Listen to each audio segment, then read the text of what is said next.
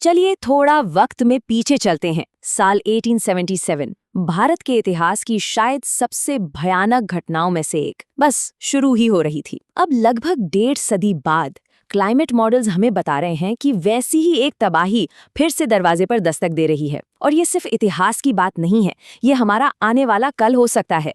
उस साल क्या हुआ था? ब्रिटिश इंडिया की मद्रास प्रेसिडेंसी में एक ऐसा अकाल पड़ा कि नदियां तक सूख गईं, खेत बंजर हो गए। हालात इतने खराब थे कि सड़कों और गांवों में इंसानी जिंदगी की जैसे कोई कीमत ही नहीं बची थी।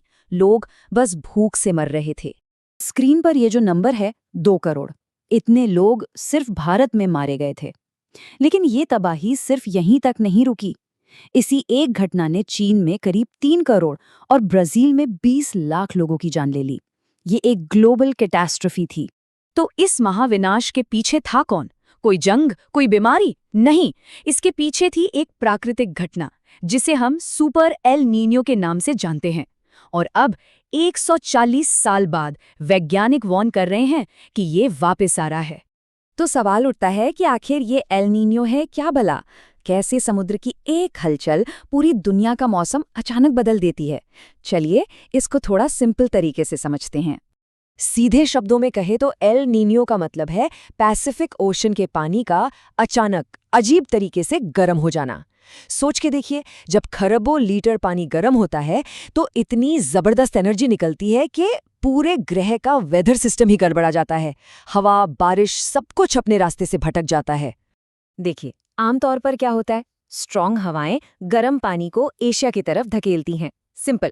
इससे भारत, ऑस्ट्रेलिया जैसे देशों में अच्छी बारिश होती है। लेकिन जब एल नीनियो आता है तो ये हवाएं कमजोर पड़ जाती हैं। गर्म पानी बीच समुद्र में ही इकट्ठा हो जाता है और बस बारिश का पूरा सिस्टम ही शिफ्ट हो जाता है। और इसका नतीजा? भारत जैसे देशों के लिए सूखा और जबरदस्त गर्मी। ओके, तो आप सोचेंगे कि एल नीनियो तो पहले भी आते रहे हैं, इसमें नया क्या है? तो 2026 इतना अलग, इतना खतरनाक क्यों होने वाला है? क्योंकि इस बार सिर्फ एल नीनियो नहीं आ रहा, बल्कि कई चीजें एक साथ मिलकर एक परफेक्ट स्टॉर्म तैयार कर रही हैं। अमेरिका की वेदर एजेंसी NOOA का कहना है कि मई से जुलाई 2026 के बीच एल नीनियो के बनने की 61% संभावना है। लेकिन असल चिंता की बात है इसकी टाइमिंग। ये अपने पीक पर ठीक तब होगा जब भारत में मॉनसून का सीजन होता है। मतलब जब हमें पानी की सबसे ज्यादा जरूरत होती है, तभी ये हमारे मॉनसून सिस्टम से सीधे टकराएगा। और अब आते हैं सबसे डराने वाली बात पर। देखिए, क्लाइमेट चेंज की वजह से हमारी धरती पहले से ही 1.4 डिग्री सेल्सियस ज्यादा गर्म है। ये हमारा नया नॉर्मल है।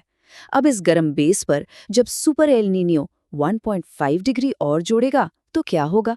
रिजल्ट होगा टोटल 2.9 डिग्री सेल्सियस का टेम्परेचर जंप। इतनी गर्मी इंसानियत ने आज तक नहीं झेली है।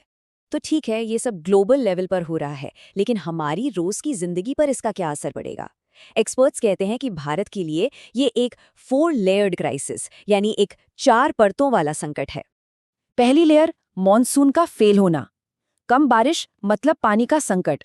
दूसरी लेयर, सीधा खेती पर असर। हमारी 51% खेती मॉनसून पर डिपेंडेंट है। फसल बर्बाद। तीसरी लेयर, एक्सट्रीम हीट वेव्स। शहरों में रहना मुश्किल हो जाएगा।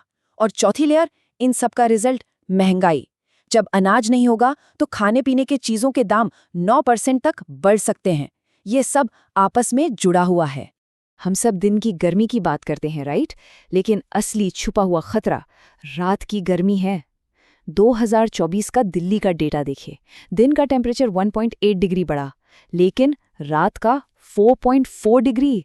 जब रात में भी बॉडी को ठंडा होने का टाइम ना मिले तो हीट स्ट्रोक का रिस्क बहुत बढ़ जाता है। और ये हो क्यों रहा है? हमारे शहरों के कंक्रीट जंगल्स और कटते हुए पेड़ों की वजह से। इसे कहते हैं अर्बन हीट आइलैंड इफेक्ट। हमारे शहर एक ऐसे अवन बनते जा रहे हैं जो रात में भी बंद नहीं होता। लेकिन ये क्राइसिस सिर्फ मौसम का नहीं है, ये असल में हमारे सिस्टम की कमियों को भी उजागर करता है। वो कमियां जो इस गर्मी की इनविजिबल ह्यूमन कॉस्ट को और भी बढ़ा देती हैं। ये नंबर देखिए, $194 बिलियन। ये कोई लॉटरी का नंबर नहीं है, ये भारत का 2024 का इकोनॉमिक लॉस है। क्यों? क्योंकि इतनी गर्मी में मजदूर काम नहीं कर पाए, 194 अरब डॉलर। और इसका असली बोझ उन 38 करोड़ लोगों पर पड़ता है जो तपती धूप में बाहर काम करते हैं। और जब बात आती है इंसानी जान की, तो ये फैक्ट शायद सबसे ज्यादा चौंकाने वाला है। हीट वेव से दुनिया में मरने वाला हर 5वां इंसान एक भारतीय होता है। ये सिर्फ एक स्टैटिस्टिक नहीं है, ये एक चीख है। और पता है सबसे हैरान करने वाली बात क्या है? सरकारी आंकड़े इन मौतों को ठीक से गिनते तक नहीं। एक एजेंसी कुछ कहती है, दूसरी कुछ और, जबकि असली नंबर बहुत ज्यादा है। एक और अजीब बात, भारत में कोल्ड वेव यानी सर्दी एक नेशनल डिजास्टर है, लेकिन हीट वेव नहीं। क्यों? क्योंकि अगर हीट वेव को डिजास्टर मान लिया तो सरकार को हर मौत का कंपनसेशन देना पड़ेगा। और इस आग में घी का काम कर रहा है हमारा डिफॉरेस्टेशन। सरकारी डेटा खुद बताता है कि हर एक नए पेड़ के बदले 18 गुना पुराने मैच्योर जंगल काट दिए जाते हैं। हसदेव हो या गढ़चिरौली, हम अपने नेचुरल एसी को खुद ही खत्म कर रहे हैं। ओके, ये सब सुनकर काफी होपलेस फील हो सकता है, आई नो, लेकिन कहानियां खत्म नहीं होती। अब सवाल ये नहीं है कि क्या होगा, अब सवाल ये है कि हम क्या कर सकते हैं, और इसका जवाब है बहुत कुछ। सबसे पहले हम अपने आसपास के लोगों के लिए एक ढाल बन सकते हैं। जो सिक्योरिटी गार्ड, डिलीवरी स्टाफ या ठेले वाले धूप में खड़े हैं, उन्हें बस एक ग्लास ठंडा पानी या थोड़ी देर छांव ऑफर कीजिए।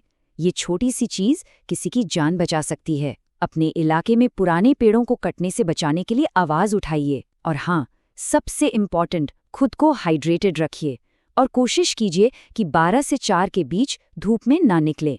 और अगर इस प्रॉब्लम की जड़ पर वार करना है तो हमें अपने कार्बन फुटप्रिंट के बारे में सोचना होगा।